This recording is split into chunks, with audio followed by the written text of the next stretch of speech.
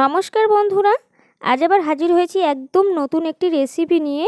এই রেসিপিটি বানাতে খুবই সোজা এবং বানাতে খুব অল্প একটি উপকরণ লাগেই। এই রেসিপিটি আমি আমার মায়ের কাছ থেকে শিখেছি। খুব ছোটোবেলাতে যখন খাওয়ার জন্য সকালে তেমন কিছুই থাকতো না, মা খুব সহজেই এই রেসিপিটা আমাদেরকে বানিয়ে দিত। আমি এখানে একটা বড় থালা নিয়েছি, আর এই রেসিপিটা তৈরি করার জন্য যে কোনো একটা বড় চওড়া জাতীয় জিনিস নিতে হবে, তাহলে খুব সুবিধা হবে। এখানে আমি 1 বাটি আটা নিয়েছি। আটাটা তোমরা কম বেশি করেই নেবে।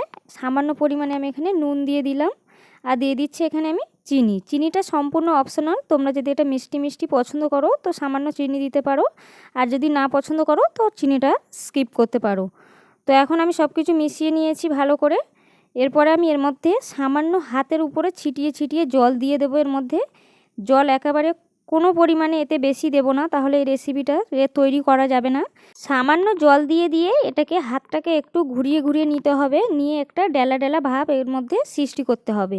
তো এইভাবে আস্তে আস্তে করে চাপ দিয়ে এটাকে ডেলা ডেলা ভাব তৈরি করে নিতে হবে। নিয়ে উপর থেকে যে ডেলা ডেলা ভাবগুলো সৃষ্টি হয়েছে সেগুলোকে একটু ঝেড়ে নিতে হবে। তোমরা চাইলে এটাকে ছাঁকনির সাহায্যে চেলে নিতে পারো, বা হাতের সাহায্যেও এগুলোকে উপর থেকে ঝেড়ে ঝেড়ে তুলে নিতে পারো।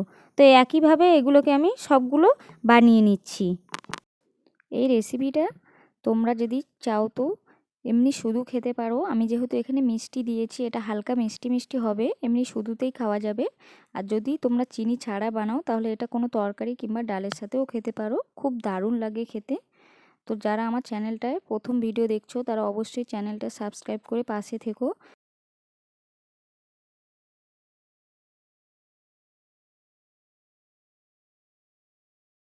তো এগুলো দেখো আমি সবগুলোই বানিয়ে নিয়েছি, কম বেশি করে ছোট বড় সব রকম মিক্স করে বানিয়ে নিয়েছি।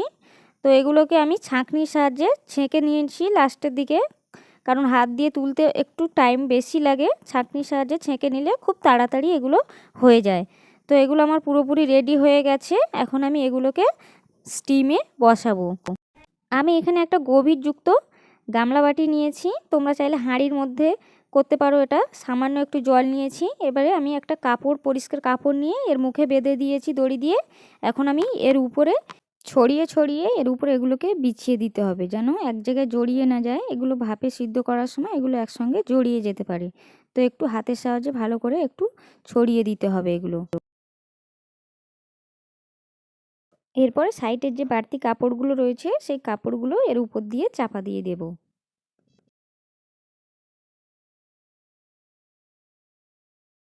এখন আমি এটাকে গ্যাসে বসিয়ে দিয়েছি, উপর থেকে একটা ঢাকনা চাপা দিয়ে এটাকে 7 থেকে 8 মিনিট আমি গ্যাসের ফ্লেমটাকে মিডিয়ামে রেখে ভাপিয়ে নেব।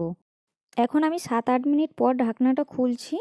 তো দেখো এটা হয়ে গেছে, একদম সিদ্ধ হয়ে গেছে। আর এটা ঠান্ডা হয়ে গেলে অনেকটাই একদম রেডি হয়ে যাবে, এটা শক্ত শক্ত হয়ে যাবে। তো এখন আমি গ্যাসের ফ্লেমটাকে অফ করে এগুলোকে একটা পাত্রের মধ্যে ঢেলে নেব।